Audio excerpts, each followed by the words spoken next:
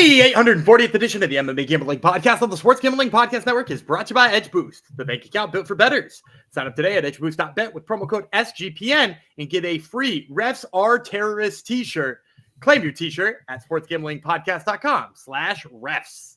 We're also brought to you by Naira Bets. Get your $25 free bet for the Belmont by going to nyrabets.com/SGPN25. That's promo code SGPN25.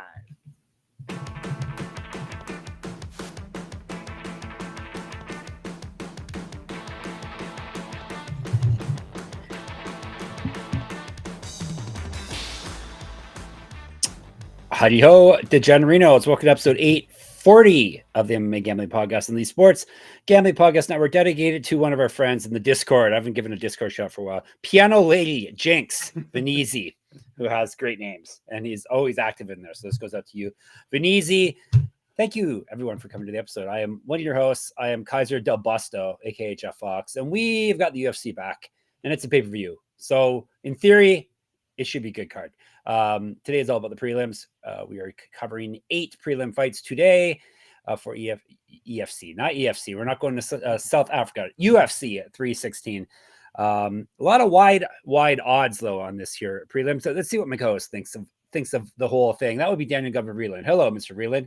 Wide odds, but ones that make you be like, should I double check that real quick? You know what I mean? Like, should I make sure I didn't want to pick the other person? Because there were enough in there that made me like panic before I pick somebody. So like I think that's a sign of a somewhat good fight card, right? Is that like yeah, maybe the books think these are wide odds, but I think there's a diamond in the rough or two in there. I was gonna predict we have some wide odds. I bet Gumby's gonna at least take a stab at one of these wide dogs. I'm not sure which one. Depends on what you think about how wide though. Yeah, I think I'm 500. I think I actually wound up a little bit more conservative than I planned. Yeah. I was like this close on like a boatload of underdogs, but you will see I pulled the trigger on maybe less than I usually would. All right. Well, enough tiptoeing around it. Let's dive right into it. After I remind you, what am I reminding people about actually once I get the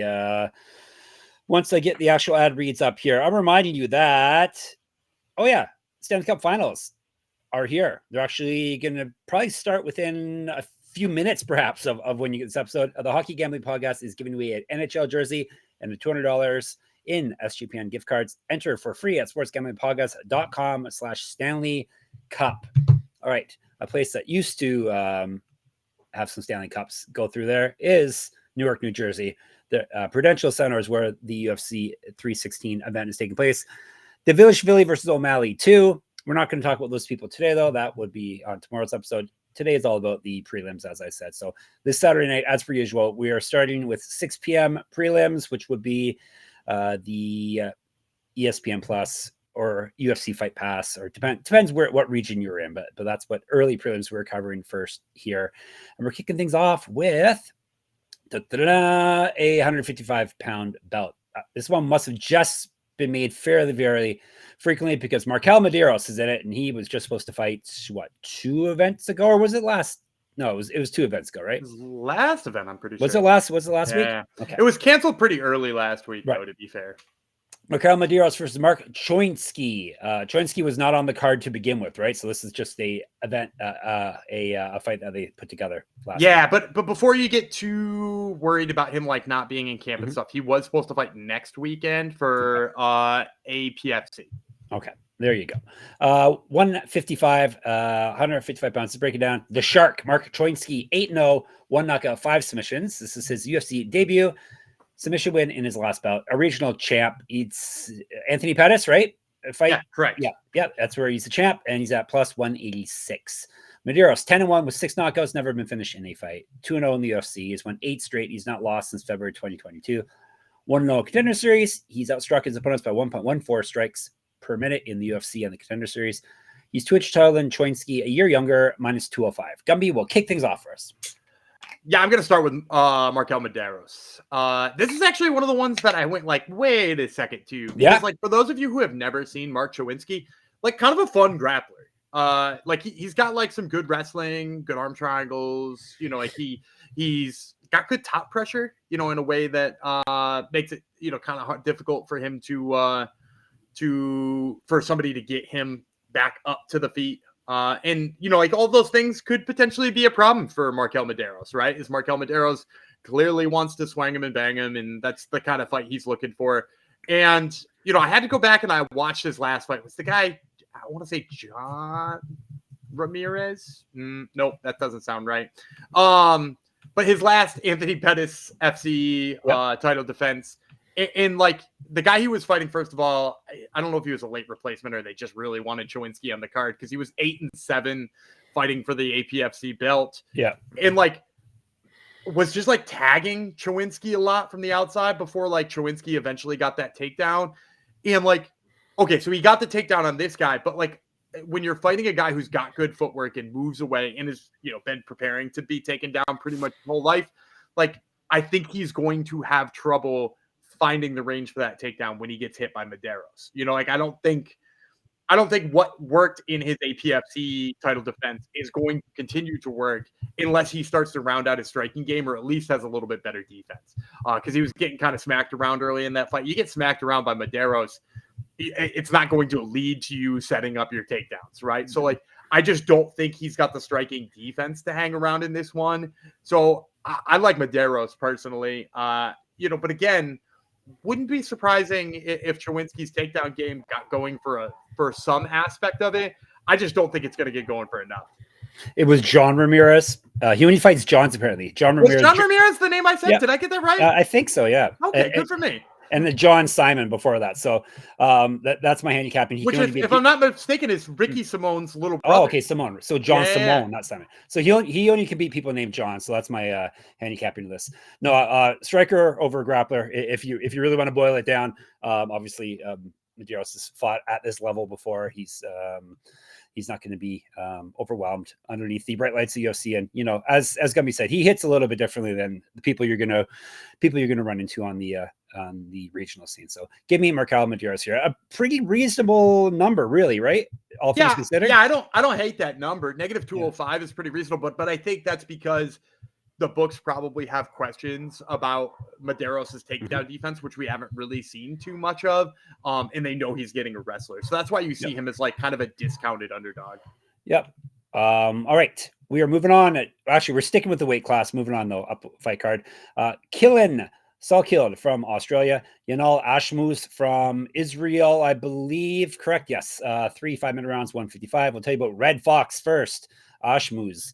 8-1, 4 knockouts, 2 submissions. He's never been finished in a fight. He's 2-1 in the UFC. He won his last bout. He went 1-0 on PFL. He's fed at 170. He's been outstruck in the UFC by 1.6 strikes per minute. He's at plus 425. Salkilld is 8-1, 3 knockouts, 3 submissions. Never been finished in a fight. 1-0 in the UFC. He has won 8 straight fights, including TKO win in his last bout. The only fight he has lost was his pro MMA debut, February 2021. He went 1-0 in Contender Series. 3 inches height, 6 inches of reach over Ashmouz, 4 years younger, better striking stats, more active landing strikes, better grappling stats, and he's outstruck his opponents by 1.5 strikes per minute. Minus 475. That just sounded like everything you ever care about. By exactly. That last bit of reading. It's true. It's all catnip to me, but yeah, this is quite the line though. Ashmouz better than a plus 425 dog here. I'm going to take. Is he though? I don't know that he is. Okay. I'm gonna argue with you on this one because I second guessed a lot of the lines here, especially when they were wide. But maybe it's just that man, I think Killian Salkilld is amazing. Like I think him and his teammate Cody Hedon might be 2 of the best prospects in MMA right now that people haven't heard of. You know, like if you're just coming here because you're maybe a little bit more of a casual MMA fan and you don't know the newest guys in the UFC and you don't know the guys on the early part of the prelims, and that's why you needed a prelim, you know, sort of primer here, if I could steal an old podcast. What a good name. Yeah, like if that's what you're here for and you don't know Killian Salkilld, like those 2 are sneaky good. Like I would buy futures on those guys right now because they're so sharp on the feet. They're both got good ground games. They're so fast. I think their games are well-rounded. And like we've seen, Ashmouz, the game not well-rounded. You know, it's pretty simple. Throw the big, sloppy overhand, hope that it lands. Did he knock out Sam Patterson or another tall guy who looked like Sam Patterson? I think he fought Sam Patterson. Yeah, I think you're right. Yeah, and like he like surprised us all and bought himself a second life in the UFC. And like, but like Ashmouz is just so good. I mean, like we saw how good Dom Marfam was recently, and he's lost twice to Ashmouz. So, and through grappling, which is just, I mean, that tells you how good he is on the ground, and he's great on the feet too. I mean, like I am huge on Quillan Salkilld. I think he rolls very easily in this one. Well, that's good because I'm picking him. You didn't even let me make my pick. That's how. I couldn't let Salkilld slander go. So no, it wasn't Salkilld slander. I guess it was his nickname is Red Fox. I was feeling bad for him, fellow Fox. But Ashmouz gets hit too much, which is going to be a problem with a guy who's can finish people and he's got half a foot of reach on you, and is younger and is well rounded. So yeah, Salkilld is the obvious pick for me as well here. I just would have liked a little better line, but hey, we can't always get what we want, right? But yeah, you try sometimes, you get what you need, something like that. Well, I think what we need is a Quillan Salkilld win. That's all we really need. All right. That's all we need. We're going down now to featherweights. Ju Sang Yu, sadly, not the Jiu-Jitsu. We have another Yu in the UFC now. He is from South Korea. Jeka Saragih, he is from Indonesia. They are fighting at 145, as I mentioned. And we're going to break it down by telling you about Saragih first. Sadly, this is another one of our wide odd fights. C. Tendajan Maut, the lethal kicker, is what that translates as. Gumby was just about to tell you what it meant, because obviously I don't know. Is that Indonesian? I don't know that language. Yes. I assume Indonesian is a language. I assume he's 14-4, 9 knockouts, 4 submissions. He's been knocked out once, submitted 3 times. He owe us rounds. Damn it. 1-2 in the UFC. Loss, win, loss. He got submitted in his last bout. He has not won since November 2023. He went 2-0 on the road to UFC. He's fought at 155. Regional champ. He's barely outstruck his opponents in the road to UFC and in his UFC career by he's at plus 0.08 in the strike differential category. Much wider number on the board for him in the betting aspect of things, plus 390. That was Saragih. You, not you, not me, you, YOO, is 8-0. 3 knockouts, 1 submission. This is his UFC debut. TKO win in his last bout. Regional champ. Used to fight at 155, an inch taller than Saragih. Minus 500. I assume since the UFC is signing this guy straight off the street and he's minus 500, I assume he must be really good, Gumby. He's pretty damn good. Have you not seen any film on him? I may. What is he a Z Promotions guy? I can't remember. Do you know? Let me check. I don't want to say if I've seen film or not because people will hate on me if I haven't. That's what got. Yes, ZFN. And also Heat and AFC. Do you know what ZFN is?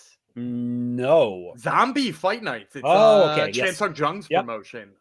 Which is kind of fun, and it's now on Fight Pass, which so maybe you'll get a ZFN show on this platform pretty quickly. That which would be fun. Yeah, I like you. You's gonna be the one who I'm gonna I like you too, bud. I'm gonna go with so I debated this one too. Jeka Saragih is a guy who we won a boatload on way back in the day. I don't know if you remember. We had his KO prop over Lucas Alexander. Or was it the other Alexander? Or Lucas Almeida, Lucas Alexander. Yes, they're the two we get mixed up, yes. Yeah, one of those Brazilians. And it was like 14-1, and he knocked him out pretty quickly. And so I was like, look, if this is a prospect here, because I wasn't super familiar with you, if this is a prospect who only strikes, 3 out of his 8 wins are by knockout, there's a chance he loses this, right? And so I pulled up one of his fights where he was fighting this Brazilian Jiu-Jitsu black belt, tough guy to beat on the ground, and he just countered the positions. He had the guy's back a couple of times.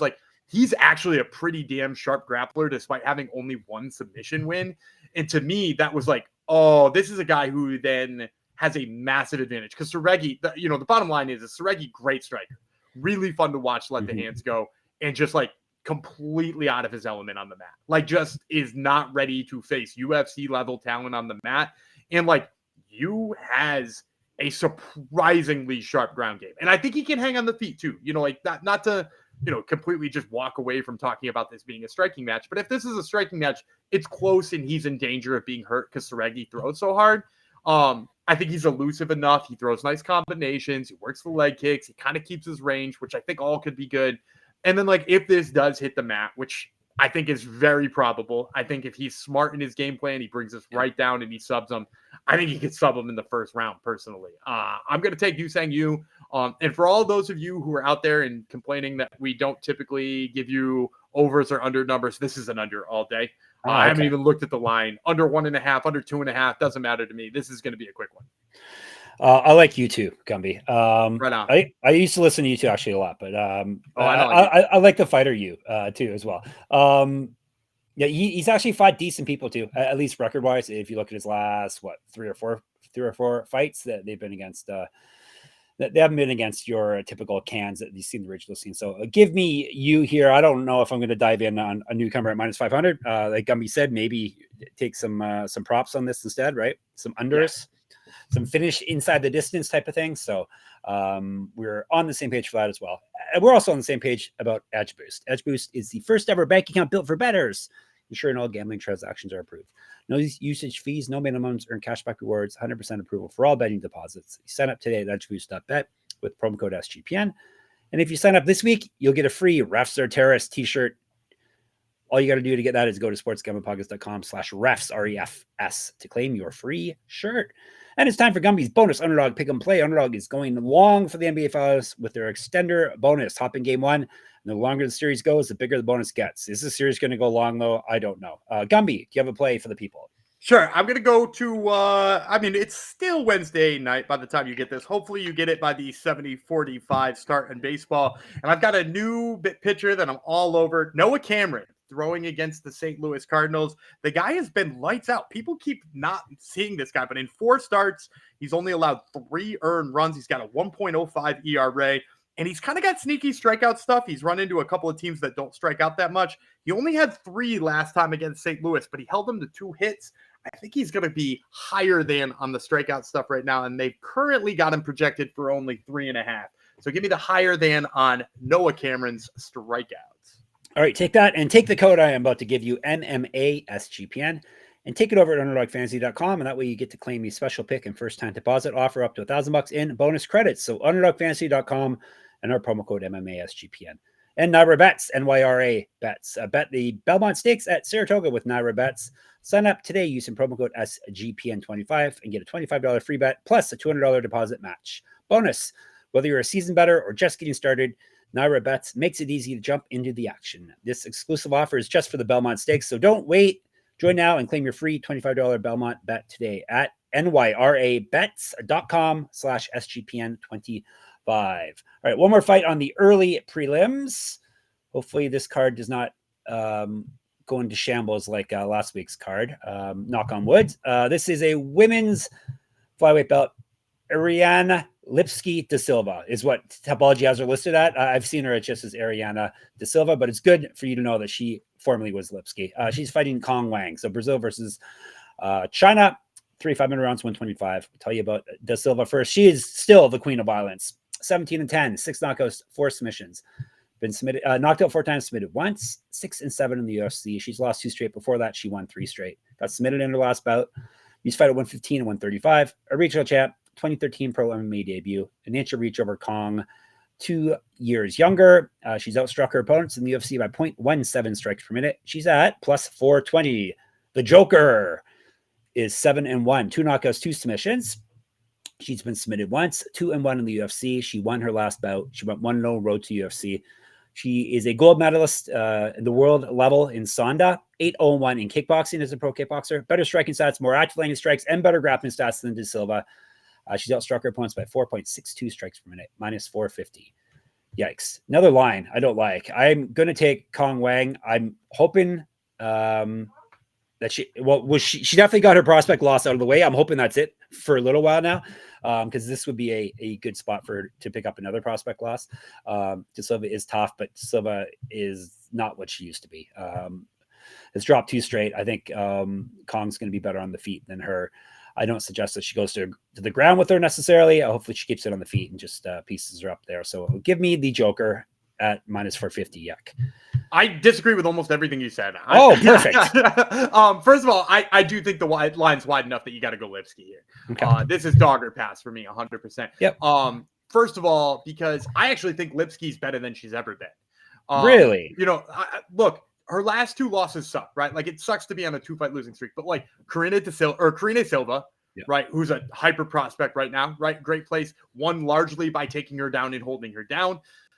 Jasmine Jasudavicius, we're gonna hold that one against her. Yeah. And before that, like, we were talking about the Ariane Lipski resurgence, right? We were talking about her looking like the KSW version of her, to the point where I think I took her over Karine Silva. And granted, again, the takedowns are tough. And that's the other place where I disagree with you on this, I think Cong Wang has to take her down. Okay.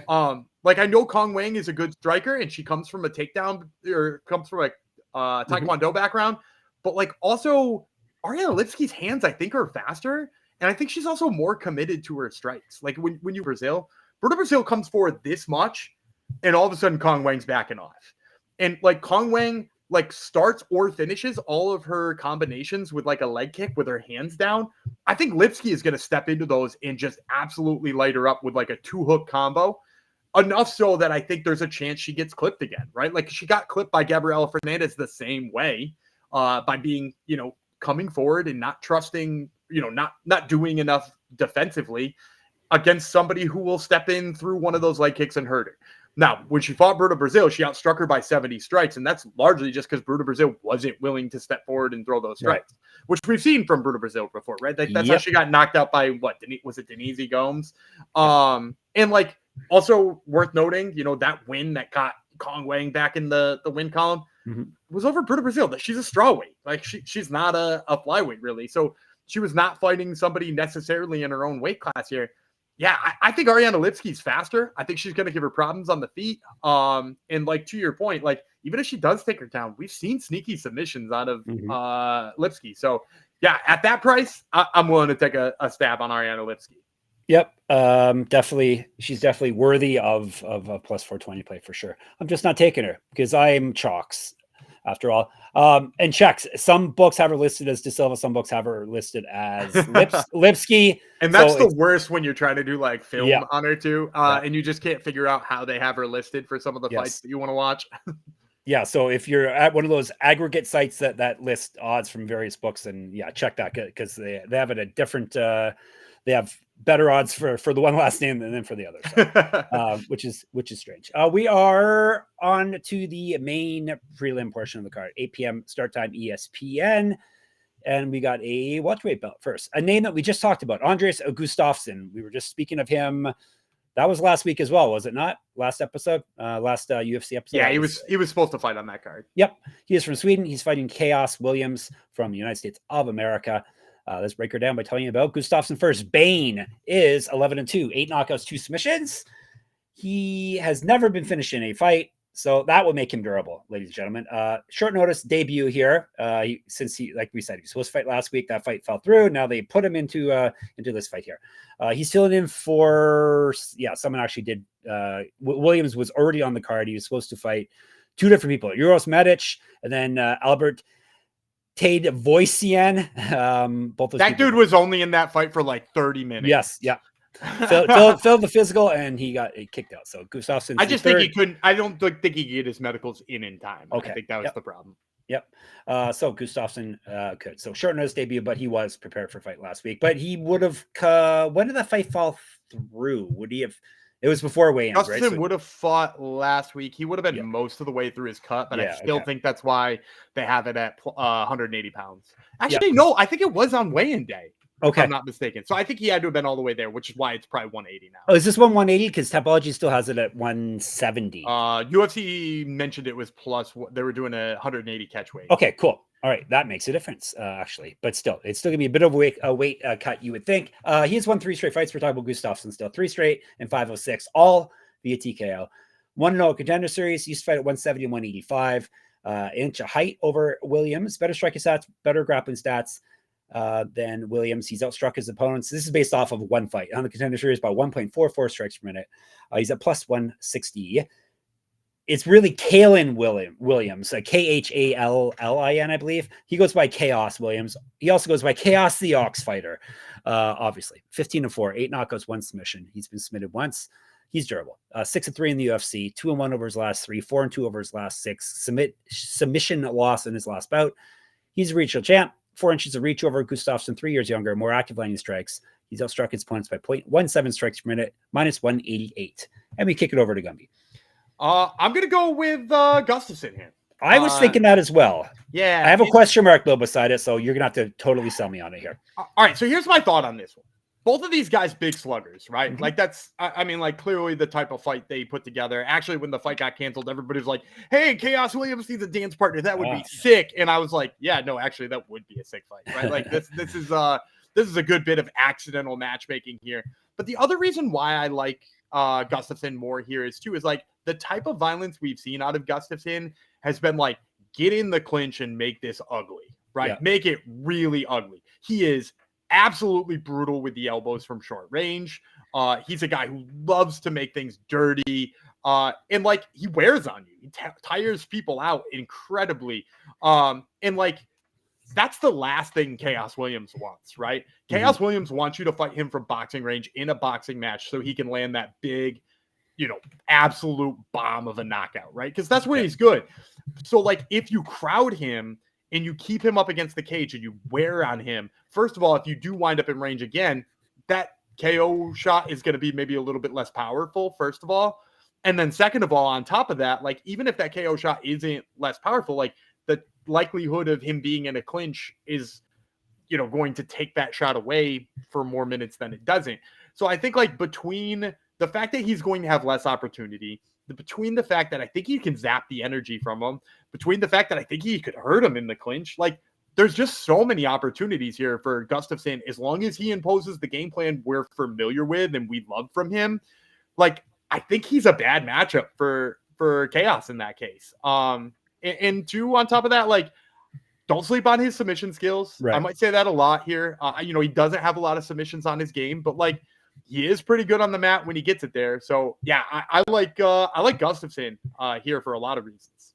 As I said last week, his name's Gustafsson. Of course, he can do some submissions. All right, I'm sold. I will take him as well. I was leaning that way as it was. We were both high on him for the last UFC event. And for Contender Series. I was a big Contender Series Gustafsson fan. Yeah. And I can always use a dog, I could always use an extra dog here or there. So give me Andreas Gustafsson here. All right. We're going to the big boys, Gumby. Serghei Spivac versus Waldo Cortes-Acosta. Oh boy. Spivac is from Moldova. Cortes-Acosta is from Puerto Rico. Am I right? No, there? Dominican Republic. Dominican Republic, yes. 3,500 rounds, 265. We'll tell you about WCA first. That'll be Waldo Cortes-Acosta. He's salsa boy. We just had a salsa, the salsa king, or the king of salsa, a couple episodes ago. Salsa king. Yep. 13-1 for the salsa boy. Maybe he'll someday be a king. 6 knockouts, 1 submission. He has never been finished himself, which is impressive for a heavyweight. He's 6-1 in the UFC. Somehow they found the 6th worst UFC fighters, heavyweights possible, and fed it to him. He's one of those people with amazing names on his resume. He's won 4 straight though. Knockout win in his last bout. He's not lost since April 2023. 1-0 Contender Series, LFA champion, 1-0 Bellator, 6-4 as a pro boxer. An inch of height over Spivac, 29 pounds heavier than him based on their last weigh-ins. Better striking stats, more active landing strikes. He's outstruck his opponents by 2.29 strikes per minute. Plus 120. We joke on it a lot, but he actually has a very good resume. Just not a lot of good names on it. Spivac is Polar Bear versus Salsa Boy. 17-5, 7 knockouts, 8 submissions. He's been knocked out 4 times. He has his rounds. 8-5 in the UFC. Loss over his last 3. 4-2 over his last 6. TKO loss in his last bout. He's a regional champ. 2014 pro MMA debut. 4 years younger than Cortes-Acosta. Better grappling stats. He's been outstruck in the UFC by 0.28 strikes per minute, minus 138. Despite saying that Cortes-Acosta's resume is good, he's still not good at this fighting thing. Polar Bear is going to maul Salsa Boy here. Basically, he's going to live up to his nickname. He's if he's smart, he's not going to stay on the feet. He's going to take him down as quick as he can and take care of this on the ground. So give me Serghei Spivac at a very, very nice number. Are people sleeping on how good he is on the ground? Yep, that's like his thing. Off his back, on top.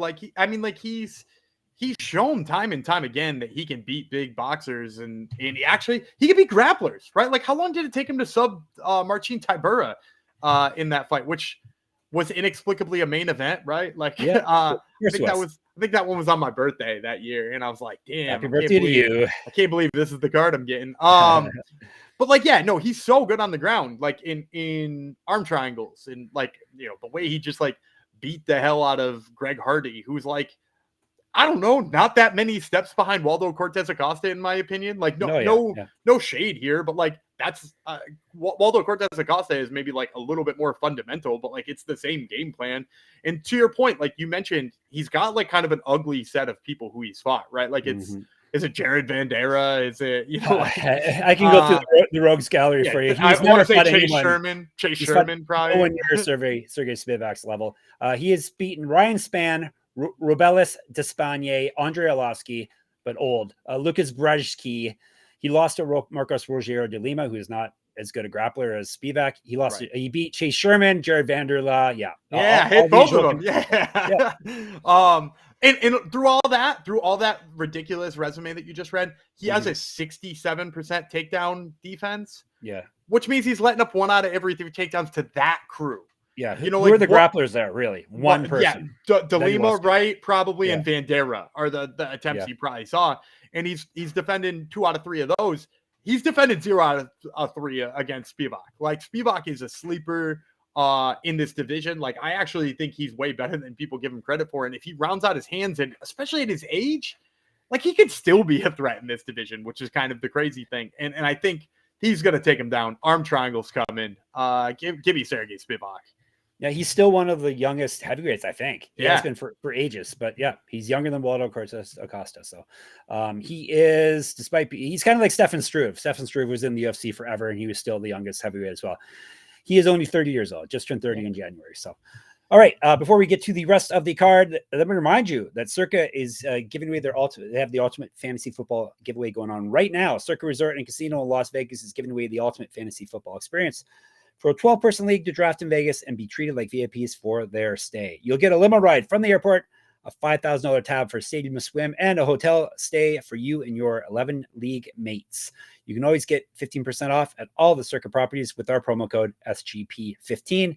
And you can enter the Ultimate Fantasy Football Contest for free at sportsgamblingpodcast.com/circa. That'll be sportsgamblingpodcast.com/CIRCA. And we're brought to you by Rhythm, RITHMM. You've heard us talk about Rhythm before, and they just dropped a game-changing feature called Power Trends. These are AI-detected patterns where Rhythm's model has consistently won and has a high ROI.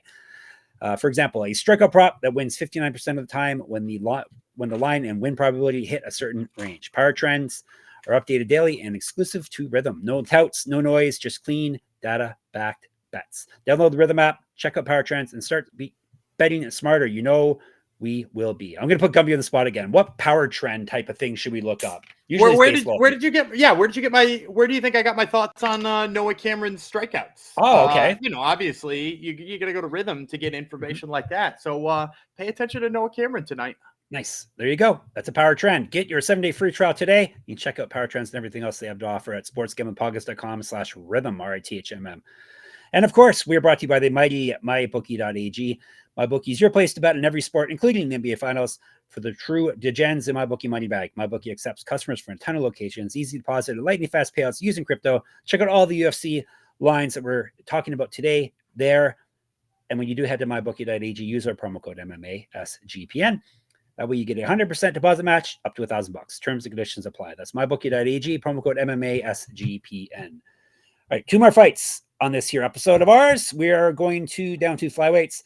Bruno Silva from Brazil, Joshua Van from Vietnam, 3 5-minute rounds. Is it Vietnam? Did I get that right? Yeah, he's Vietnamese. No, Myanmar. You just threw me off with the order. Yeah. Did you get it in the right order? Oh, sorry. No, I skipped a fight. We had 3 more fights to do. All right, cool. My graphic was right. Let's go back. two more fights, but I skipped one. This is cool. 205. 205. Sorry about that. Azamat Murzakanov, definitely not a flyweight. He is from Russia. That's why it threw me off. I was like, these are boys. These guys are boys. Brendson Ribeiro, who I famously picked to beat. Who did I pick him to beat? I don't know. You picked him when he had no chance. Oh, Zhang Min Yang. That's who I picked him to beat. And then you didn't pick him to beat somebody else, and he proved you wrong. Yeah. So let's see. I think you're 0 for 3 on Brendson Ribeiro breakdowns. So everyone, I know you ignore my picks.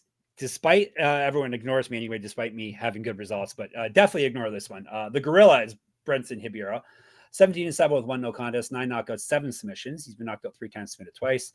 Yeah, he owes his rounds too. 2-2 in the UFC. He's won 2 straight. Before that, he lost 2 straight. Before that, he won 3 straight. So he's a streaky guy. So 2-0, 2-2, 5-2. Submission win in his last bout, 1-0 contender series, regional champion. He's fight at 185. 2015 pro MMA debut, 5 inches of height, 10 inches of reach, 7 years younger than Murzakanov. Better grappling stats than Murzakanov. Murzakanov should just go on a diet and drop down a weight class, I think. When you hear those stats, Ribeiro's been outstruck by 0.38 strikes per minute. He's at plus 455. The professional versus the gorilla. The professional. Do you think that's a Leon the Professional reference? Maybe. We probably talked about that before. It sounds Ask like him. Yeah. I love that. I love that movie. Have him on your show. I don't know if he speaks English, but have him on your show. I think that would be difficult for me. You've had people with translators before. You've had Kai Bahayo be a translator on your show before. Yeah. I don't know if Kai Bahayo speaks Russian though. All right, Murzakanov, 14-0. That would be perfect record. 10 knockouts, 1 submission, 4-0 in the UFC. Knockout win in his last bout. He was on the good stuff in the past. He failed a drug test for some good stuff. 1-0 contender series, regional champion. Used to fight. He has been fighting since 2010 professionally in MMA. Better striking stats, more active landing strikes than Ribeiro. He's outstruck his opponents for 1.82 strikes per minute. He's at minus 500. Another wide one, Gumby. Yeah, this one's not hard though. No. I'm gonna take Murzakanov, which means he's gonna lose because I'm taking him as well. Oh yeah, I don't like being on the same side of you in a Brendson Ribeiro fight. But no, the bottom line is he's got good wrestling. He does good at crowding people. Brendson Ribeiro, he does have like really long strikes, but he doesn't necessarily fight long. Like he throws the long strike, but is there to be hit on the return. So it's like offensively strikes pretty long. Defensively is in like a really bad spot to get cracked on the return.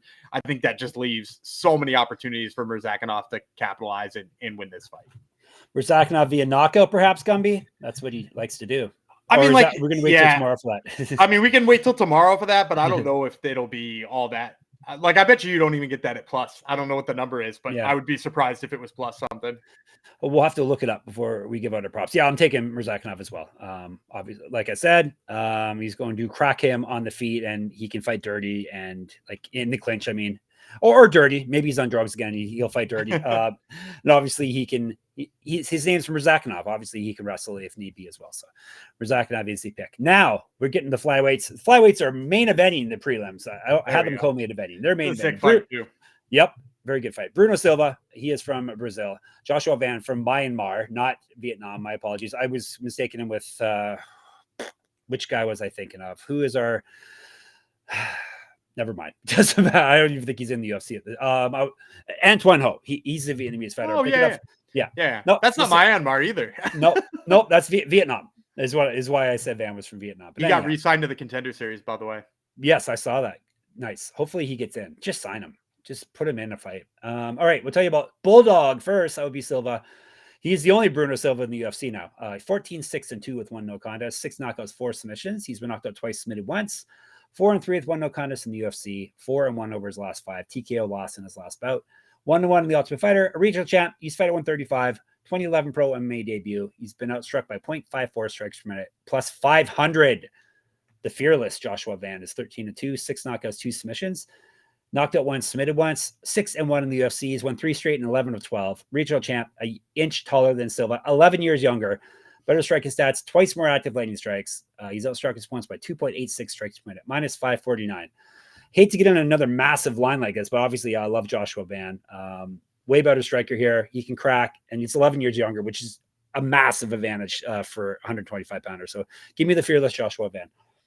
Yeah, this is one I debated longer too. Yeah.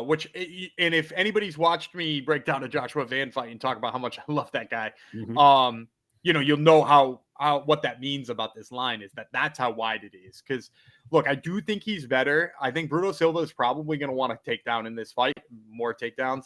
We've seen Joshua Van get taken down before, but he's so quick back to his feet, and he's got such good cardio that I think that that is going to wear down Bruno Silva. Like Bruno Silva is going to have success with the takedowns, but I think then he is going to crumble and lose this fight by being slower and more tired and in a worse spot. So for all those reasons, I like Joshua Van here. I think as long as he cranks up the pressure and gets up after the takedowns, I think the cardio wins this fight. All right. I agree. And Murzakanov was minus 250 for knockout. So you won't hear us talking about it on tomorrow's episode. I just looked it up. All right, let's recap. And we'll get out of here. Get back in your orifices tomorrow. We both have Van. We both have Murzakanov. Both have Spivac. We both have Gustafsson. We both have... No, actually, we don't both have. I was thinking it was a team ride, but no. I have a Cong. He has De Silva. We both have you. That's you.